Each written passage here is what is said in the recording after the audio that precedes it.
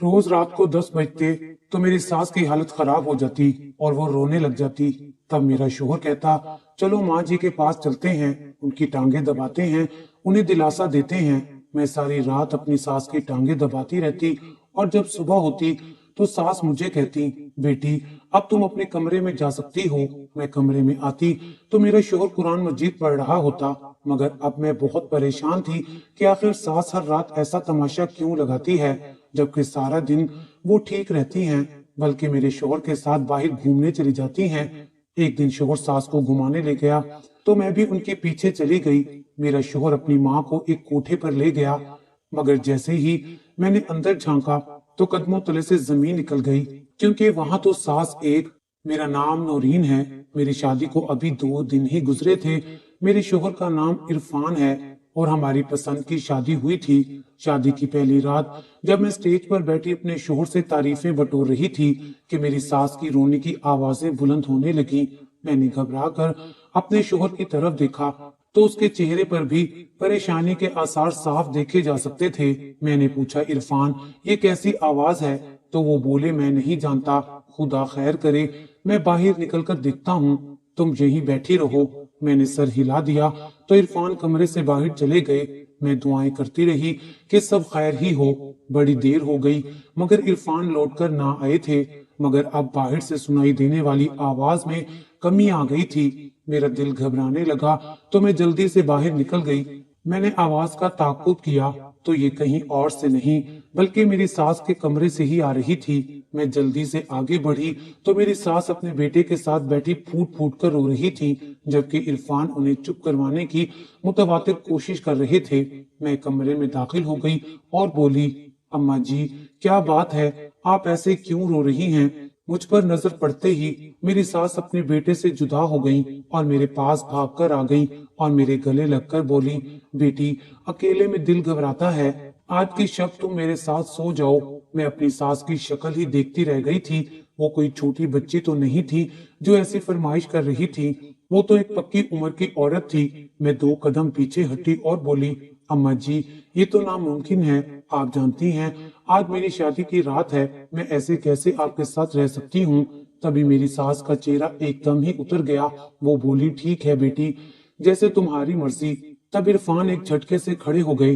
वो बोले, तुम कैसे मेरी मौजूदगी में यूं मेरी बीमार माँ को मुंह पर ही इनकार कर सकती हो?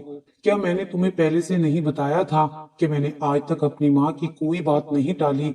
जब तक उनकी हालत ठीक ना हो जाए तुम अम्मा जी के साथ कमरे में रहोगी, नहीं तो मैं तुम्हें तलाक दे दूंगा। मैं इरफान के चेहरे को हैरत से तकती रह गई थी। उन्हें मुझसे पहली रात इस तरह तो बात नहीं करनी चाहिए थी, मगर उनके चेहरे पर जरा सी भी शर्मिंदगी नहीं थी। वो कमरे से बाहर निकल गए और मैं और मेरी सास तन्हा रह गए। वो बेड पर बैठकर एक बार फिर से रोना शुरू हो चुकी थी। मुझे अपनी सास पर बेइंतहा गुस्सा आ गया।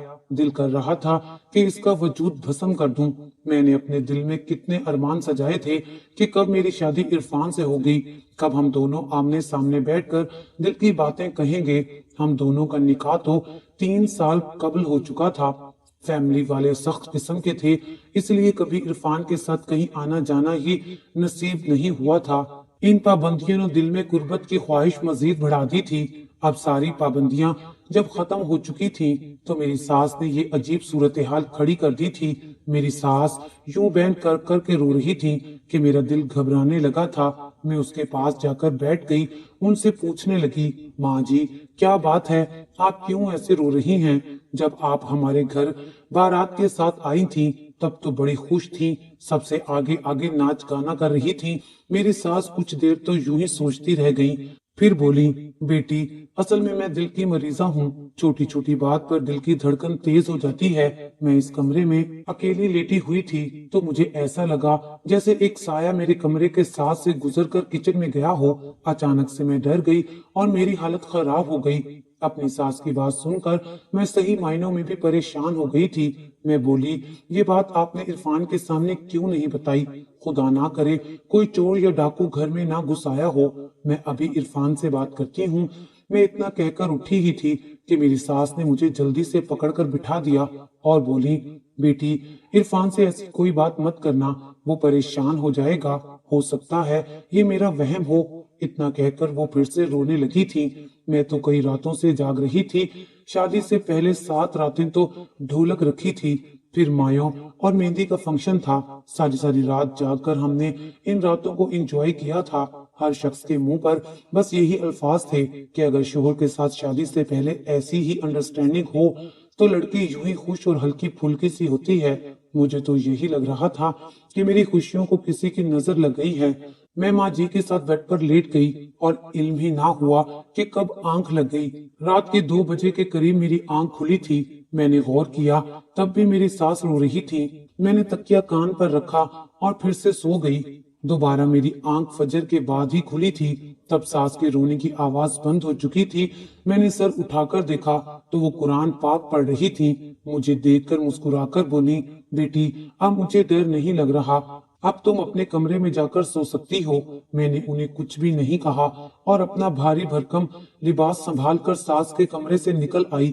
मैं ये देखकर हैरान थी कि इरफान भी जाग रहे थे। मैं उनसे खफा थी। वो मेरे चेहरे की नाराजगी देखकर हंस दिए और मेरा हाथ थाम कर बोले, मुंह दिखाई का तोहफा नहीं लेना क्या? मैं गुस्से से बोली, वो तो आपने मुझे रात में ही दे दिया था। वो बहुत हैरान हुए और बोले, कब दिया था मैंने? मुझे तो याद नहीं है। मैं बोली, तलाक की धमकी मेरा मुंह दिखाई का तोहफा ही तो था। इरफान एकदम ही संजीदा हो गए। वो घर से बाहर चले गए थे, जबकि मैं अपने फूलों से सजी सेज पर बैठकर ज़ारो कतार रोने लगी थी। अजीब सी ही सूरत हाल थी। मैंने कपड़े तब्दील किए और नमाज पढ़ने लगी थी। नमाज पढ़ते पढ़ते रोशनी हर सू फैल चुकी थी। ये रोशनी अपने साथ एक नई उम्मीद भी लाई थी। मैंने सोचा कि मुश्किल वक्त अब खत्म हो चुका है, परेशानी की रात गुजर चुकी है।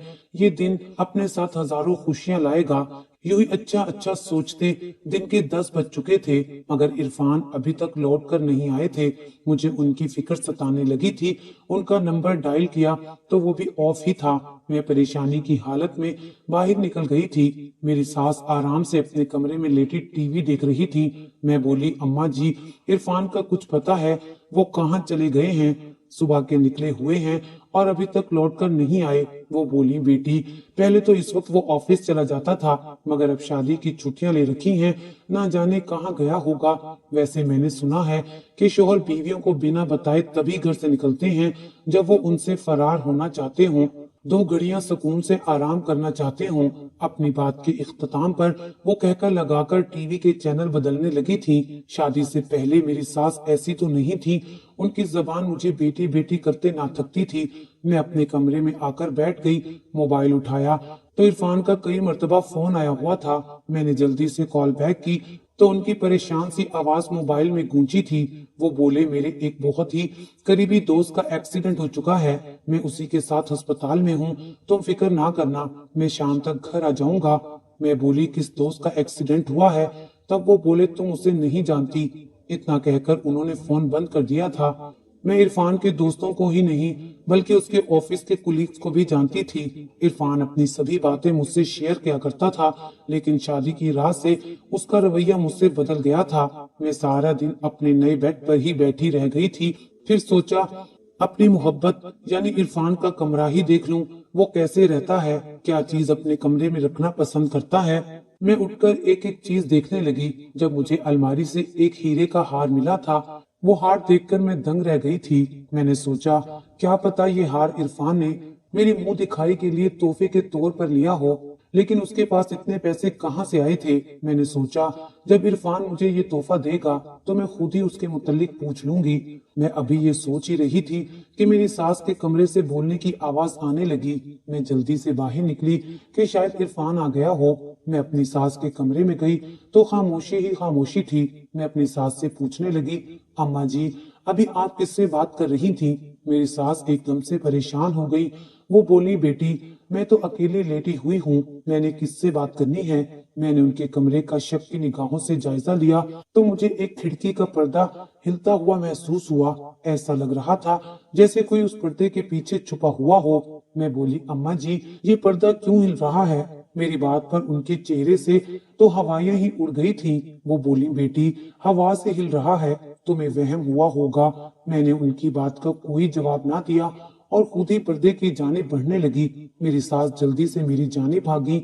उन्होंने मुझे हाथ से पकड़कर रोकना चाहा, मगर मैं रुकने वाली कहाँ थी। मैंने एक झटके से पर्दा पीछे कर दिया, मगर मेरी हैरत की इंतहा ना रही जब मैंने इरफान को पर्दे के पीछे छुपे हुए देखा था। हम तीनों की हालत ही बड़ी अजीब हो चुकी थी, किसी में भी बोलने की सकत नहीं थी। तब इरफान अपनी अम्मी की तरफ देखते हुए बोले, अम्मा जी, आप भी कमाल करती हैं, मैंने सारा देख लिया है, पर्दे के पीछे छिपकली नहीं है।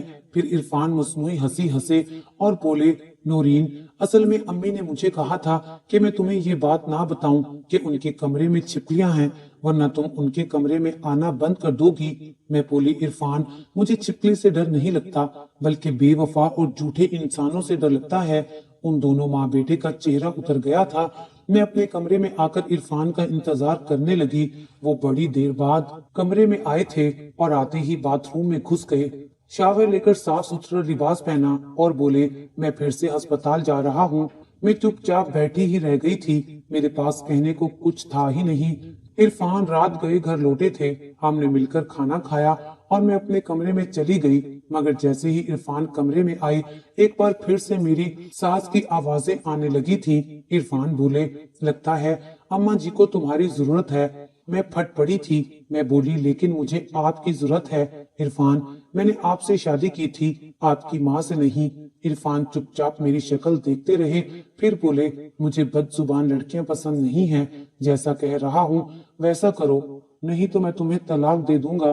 तलाक की तकरार सुन सुनकर मेरे कान पक गए थे। मैं उठकर अपनी सास के कमरे में चली गई थी। मेरी सास मुझे देखकर भी रोती रही, लेकिन फिर थोड़ी देर के बाद चुप कर गई और थोड़ी ही देर बाद वो दोबारा रोने लगी। यूं वक्फे वक्फे से सारी रात वो रोती रही थी, जबकि मैं करवट पर करवट बदलती रही। सारी रात यूं ही गुजर गई थी।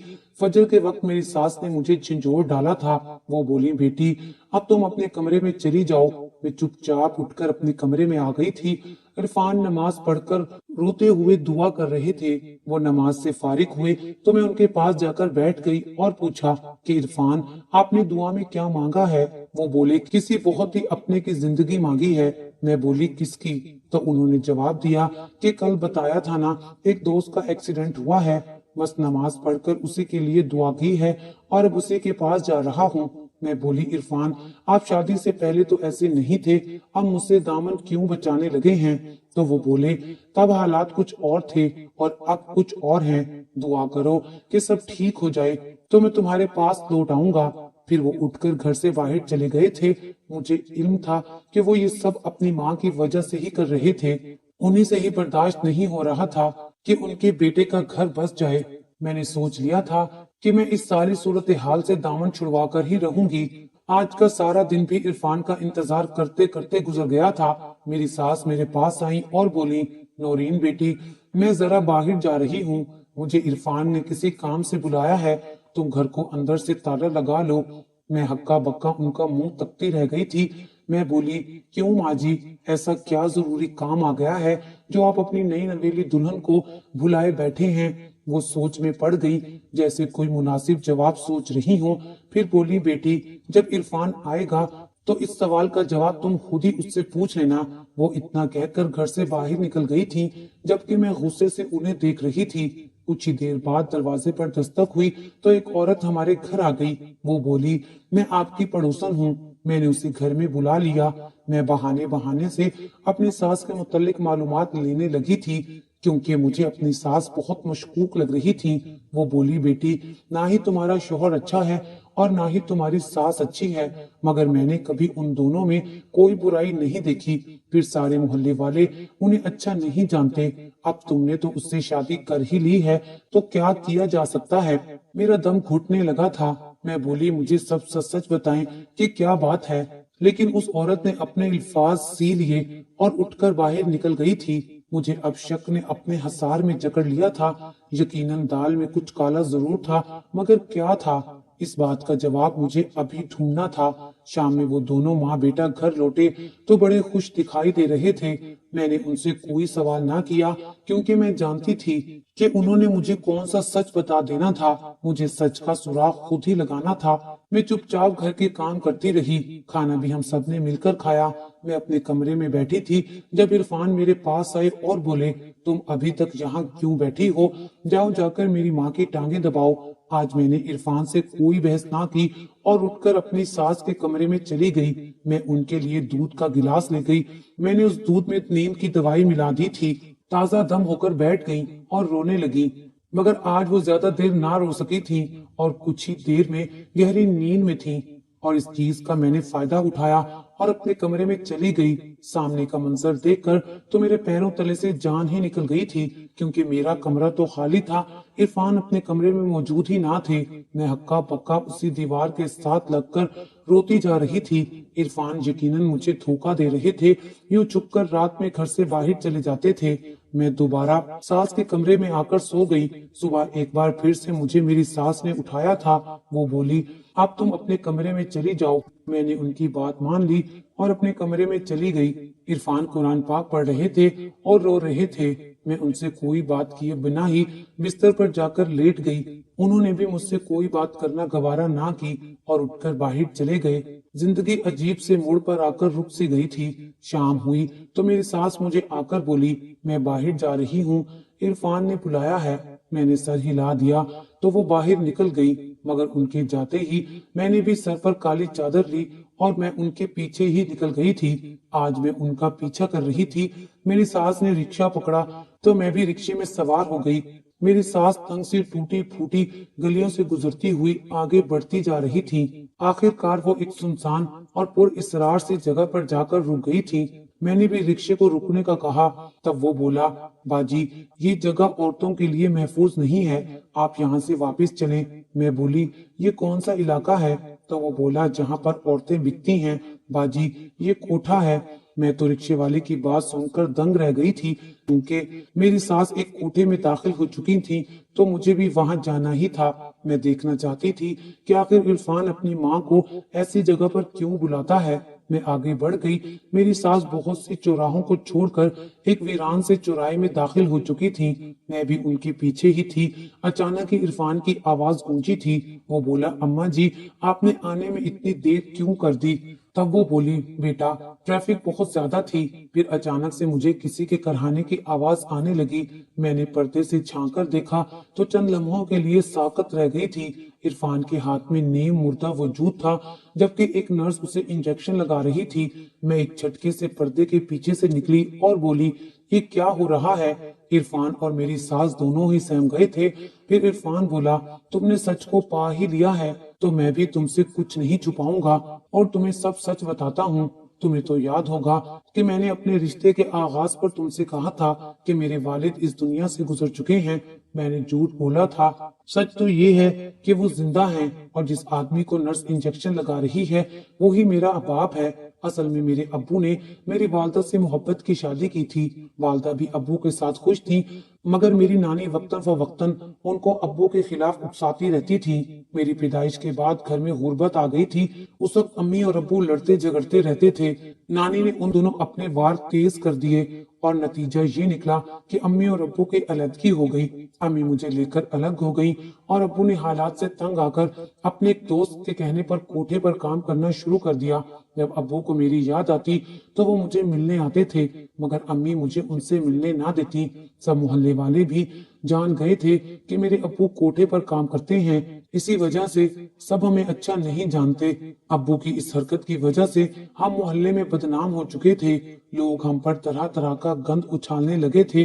फिर हमारी शादी से 2 रातें कबल अब्बू हमारे घर आए। उनकी हालत देखकर तो मैं हैरान हो गया था, क्योंकि वो हड्डियों का ढांचा बन गए थे। उन्होंने बताया कि उन्हें कैंसर हो गया है। वो अपनी जिंदगी के आखिरी अयाम हम लोगों के साथ गुजारना चाहते हैं। उन्हें देखकर अम्मी की हालत भी खराब हो गई, इसलिए तो वो सारी सारी रात रोती रहती थी और अपने शोहर के लिए दुआएं करती रहती थी। डॉक्टर्स ने कहा था कि 24 घंटे एक आदमी लाजमी मरीजा के पास हो, इसलिए मैं दिन रात अब्बू की खिदमत करने लगा। आखिर जो भी था वो मेरे अब्बू थे। मैं उन्हें यूं अकेला नहीं छोड़ सकता था और अब्बू हमारे घर रहने को तैयार नहीं थे। मैं तुम्हें ये सब नहीं बताना चाहता था। मैं नहीं चाहता था कि तुम्हारे सामने मेरी इज्जत 2 कौड़ी की रह जाए। तुम मुझे कोठे वाले की औलाद समझकर मुझसे रिश्ते नाते ही तोड़ दो। इसीलिए मैंने अम्मा जी से कहा कि बहाने से तुम्हें अपने पास रोक लिया करें। इतना कहकर इरफान चुप कर गया। तब मैं बोली, आप प्यार से भी तो मुझसे ये सब कह सकते थे कि जाओ तुम मेरी अम्मी के साथ सो जाओ, मुझे कोई काम है।